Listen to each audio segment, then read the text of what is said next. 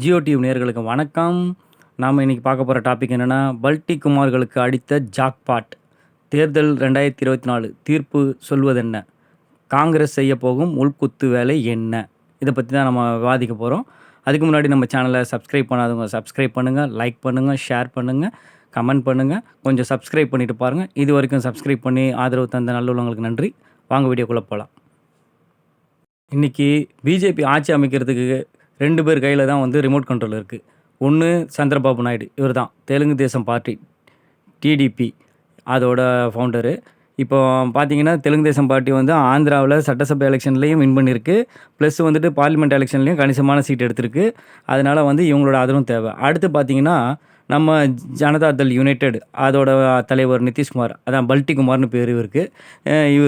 இவரும் வந்து இவர் கையிலையும் ஒரு ரிமோட் இருக்குது. இப்போ இவங்க 2 பேரும் ஆதரவு தந்தால் தான் பிஜேபினால் வந்து ஆட்சி அமைக்க முடியும். இப்போ இவங்க 2 பேர் ஆதரவையும் வந்து மோடி வந்து கேட்டிருக்கிறதா தகவல்கள் வருது. ஸோ இவங்க 2 பேரும் ஆதரவு கொடுக்க தயாராக இருக்கிறாங்க. இப்போ மோடியோடைய ரிமோட் கண்ட்ரோல் சாவி வந்து யார் கையில் இருக்குன்னா 2 பேர் கையில் இருக்குது. இனிமேல் வந்து மோடி வந்து பழைய மாதிரி அறுதி பெரும்பான்மையோடு இருந்து ஆடிய ஆட்டமெல்லாம் இனிமேல் ஆட முடியாது அப்படின்னு தான் தகவல்கள்லாம் சொல்லுது. ஏன்னா வந்துட்டு இனிமேல் வந்துட்டு கூட்டணி கட்சிகளை கொஞ்சம் அட்ஜஸ்ட் பண்ணி தான் இவங்க நடக்கணும். ஒரு வழியாக இந்திய தேர்தல் திருவிழா முடிந்து முடிவுகளையும் வந்துட்டு தேர்தல் ஆணையம் அறிவிச்சிருக்கிறாங்க.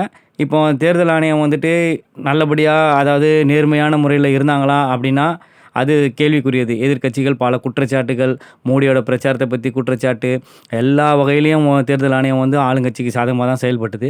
அப்படி இருந்ததுனால கஷ்டப்பட்டு போராடி எதிர்க்கட்சிகளும் போட்டி போட்டு அதில் மொத்தம் 543 சீட்டில் என்டிஏ கூட்டணி வந்து 291 சீட்டும், இந்தியா கூட்டணி 234 சீட்டும், அதர்ஸ் வந்துட்டு 18 சீட்டும் எடுத்திருக்காங்க. இது வந்து இது வரைக்கும் உள்ள தகவல். இதுக்கப்புறம் கொஞ்சம் முன்ன பின்ன மாறுறதுக்கான வாய்ப்புகள் உண்டு. இந்த வீடியோ எடுக்கிற அளவுக்கு உள்ள தகவல் இது தான். பட் ஆனால் பார்த்தீங்கன்னா அதுக்குள்ளே வந்து காங்கிரஸ் கட்சியும் சரி பிஜேபியும் சரி அவங்க செலிப்ரேஷனை கொண்டாட ஆரம்பிச்சிட்டாங்க. பிஜேபியை பொறுத்தளவுக்கு என்ன சொல்கிறாங்க, நாங்கள் தான் வின் பண்ணோம், நாங்கள் சிங்கிள் லார்ஜஸ்ட் பார்ட்டியாக 245 சீட் எடுத்துருக்குறோம் அப்படின்னு சொல்லிட்டு பிஜேபி ஒரு பக்கம் சப்பக்கட்டு கட்டிகிட்டு இருக்கு. ஒரு பக்கம் பார்த்தீங்கன்னா காங்கிரஸ், நாங்கள் வந்துட்டு இந்த இந்த தேர்தலில் நாங்கள் கணிசமான இடத்த பெற்று நாங்கள் வந்து வின் பண்ணியிருக்கிறோம், இது வந்துட்டு இந்திய மக்கள் வந்து எங்களுக்கு கொடுத்த வெற்றி, அதே வந்துட்டு மோடிக்கு வந்துட்டு நிராகரிச்சிட்டாங்க இந்திய மக்கள். ஆமாம், அவர் சொல்கிறதும் கரெக்டு தான். அதுக்கு முன்னாடி நம்ம வந்து கருத்து கணிப்பு கொடுத்துருந்தோம். அதில் வந்துட்டு இந்தியா கூட்டணி வந்துட்டு வின் பண்ணியும் ஆட்சியை பிடிக்கும்னு சொல்லியிருந்தோம். ஆனால் அது ஸ்லைட்டில் மிஸ் ஆகி போயிருக்கு. நம்ம கொடுத்த கருத்து கணிப்பில் என்டிஏக்கு 229 கொடுத்துருந்தோம், ஆனால் இப்போ 291 ஜெயிச்சிருக்காங்க. அதே மாதிரி இந்தியா கூட்டணிக்கு 282 கொடுத்துருந்தோம், இப்போ வந்துட்டு அவங்க வந்துட்டு 234 ஜெயிச்சிருக்காங்க. ஸோ அதர்ஸ் வந்து நம்ம 32 கொடுத்துருந்தோம், ஆனால் இப்போ வந்து அதர்ஸ் வந்து 18 எடுத்திருக்கு. இது தான் நம்ம கொடுத்த கருத்து கணிப்பு. ஏறத்தாழ பார்த்தீங்கன்னா ஒரு 70-75% வந்துட்டு நம்ம கருத்து கணிப்போடு ஒத்து போச்சு. எல்லா சீட்டு ஷேர்ஸும் அதே மாதிரி எந்தெந்த மாநிலத்தில் எந்தெந்த யூனியன் பிரதேசத்தில் யார் யார் வின் பண்ணுவோம் அப்படிங்கிறதையும் நம்ம சொல்லியிருந்தோம். அதுவும் ஏறத்தாழ ஒரு 80% கரெக்டாக மேட்ச் ஆச்சு. ஒரு ஸ்லைட்டாக பார்த்தா ஒரு 4 மாநிலங்களில் வந்து பிஜேபி எடுத்ததுனால தான், காங்கிரஸ் கோட்டை விட்டதுனால தான், குறிப்பாக சொல்ல போனால் மத்திய பிரதேசம் அதில் வந்து காங்கிரஸ் கோட்டை விட்டதுனால தான் இன்றைக்கி வந்து ஆட்சியை வந்து அவங்க கோட்டையை விட்டுருக்காங்க.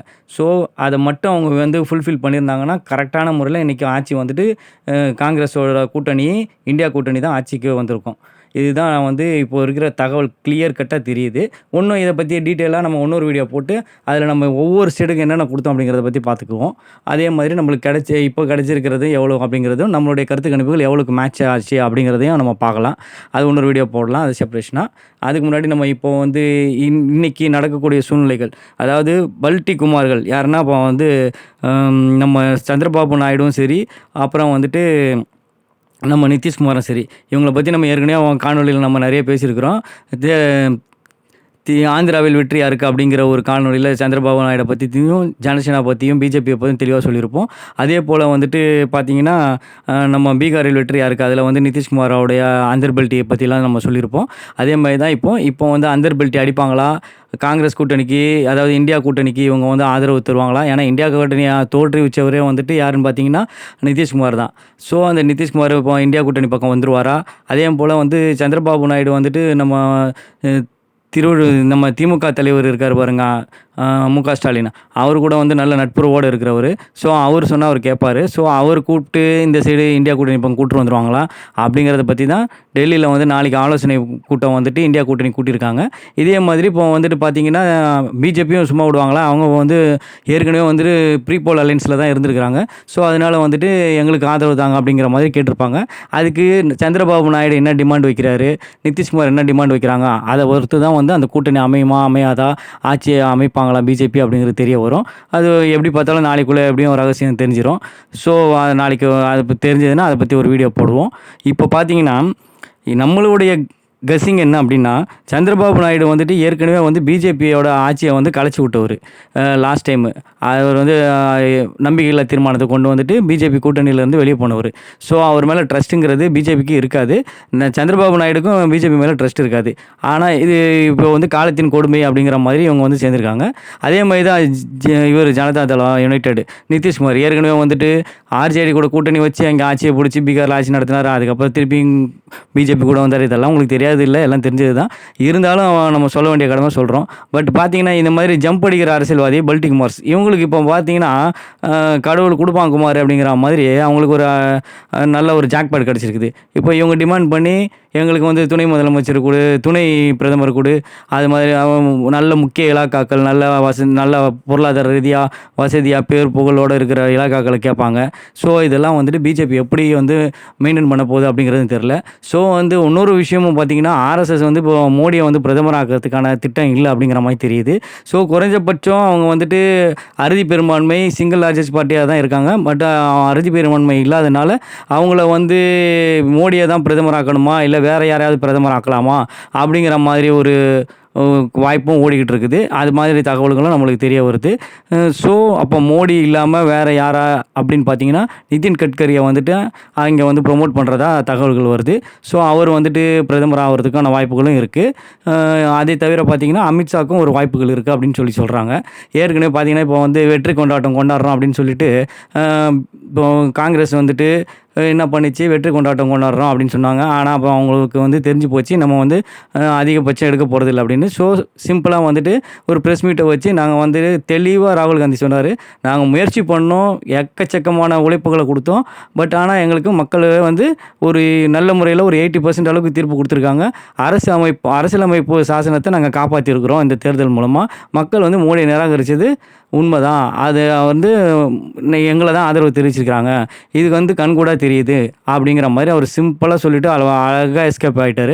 ஆனால் மோடி வந்துட்டு கதை சொல்ல ஆரம்பிச்சிட்டாரு. அதில் வேறு வந்து அவர் மூஞ்சே தொங்கி போயிருந்தது. அந்த இதெல்லாம் வீடியோலாம் பார்த்தீங்கன்னா தெரியும். அவர் மூஞ்சே தொங்கி போயிருந்தது. அவர் என்ன பண்ணார், டெல்லியில் ஊர்வலம் வந்தார், திருப்பி ரோட் ஷோலாம் பண்ணாங்க. ஆனால் வந்து அவங்களுக்கு வந்து கரெக்டாக வந்து போன தடவை ஜெயிச்சப்போ இருந்த அந்த பாடி லாங்குவேஜ் இந்த தடவை இல்லவே இல்லை. ஸோ பார்த்தீங்கன்னா மோடி வந்துட்டு இப்போது வந்து பயந்து போய் தான் இருக்கார். ஏன்னா அவர் இது வரைக்கும் சிங்கிள் லார்ஜஸ்ட் பார்ட்டியாக வந்து ஃபுல் மெஜாரிட்டியில் தம்ப் மெஜாரிட்டியில் தான் நான் வந்து ஆட்சி செஞ்சுருக்கிறாரு. டூம்னு திட்டங்களை போட்டது, எல்லாரையும் ஏற்று பேசினது, யாரையும் மதிக்காமல் நடந்தது, எல்லா அரசு அமைப்பு இயந்திரங்களையும் கைக்குள்ளே போட்டது, எல்லாமே பண்ண முடிஞ்சது. ஆனால் இந்த தடவை வந்து கூட்டணி ஆட்சியோட அவங்களால இதெல்லாம் சாத்தியப்படுறதுக்கு வாய்ப்புகள் இல்லை. அப்படி ஏதாவது இடக்கு முடக்க ஏதாவது பண்ணாங்கன்னா டப்புன்னு கம்பி நீட்டிடுவார் சந்திரபாபு நாயுடு. அங்கிட்டு ஜம்ப் வச்சுடுவார் நம்ம பல்டி குமார், நிதிஷ்குமார். ஸோ வந்துட்டு இப்போ வந்து அவங்க ரொம்ப பம்மிக்கிட்டு தான் ஆட்சி செய்யணும். அந்த மாதிரி சூழ்நிலையை வந்து ஏற்படுத்தி கொடுத்துருக்கு இந்த தேர்தல். இப்போ காங்கிரஸோட உள்குத்து என்னென்னா, காங்கிரஸ் வந்துட்டு மேக்ஸிமம் வந்து ஆட்சி அமைக்காமல் இருக்கிறது தான் என்னை பொறுத்தளவுக்கும் அதை நம்மளுக்கு நம்ப தகுந்த நடுத்தர பத்திரிகையாளர்கள், நடுத்தர அரசியல் நிபுணர்கள்லாம் சொல்கிறது. ஏன்னு கேட்டிங்கன்னா அவங்க அப்படி இவங்களெல்லாம் கூப்பிட்டு வச்சு ஆட்சி அமைச்சாலும் அது வந்துட்டு ஒரு 6 மாதம் கூட தாங்காது. ஏன்னா இங்கே வந்து ஏகப்பட்ட குழுக்கள் இருக்குது.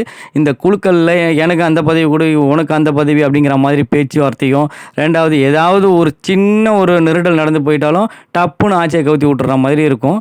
ஸோ அதனால் வந்து காங்கிரஸ் எதிர்க்கட்சியாக இருந்து இந்த தடவை நல்லா சாதித்து அடுத்த எலெக்ஷனில் வர்றதுக்கான வாய்ப்புகள் இருக்குது அப்படின்னு சொல்லி நிறைய அரசியல் நிபுணர்கள் கருத்து சொல்கிறாங்க. ஸோ வந்து எதிர்க்கட்சியாக இருக்கிறது தான் அவங்களுக்கு பலம். பட் ஆனால் வந்து சில தேவைகள் இருக்குது. இங்கே தமிழ்நாட்டை பொறுத்தளவுக்கு திமுகவுக்கு நீட்லேருந்து விலக்கு வேணும்.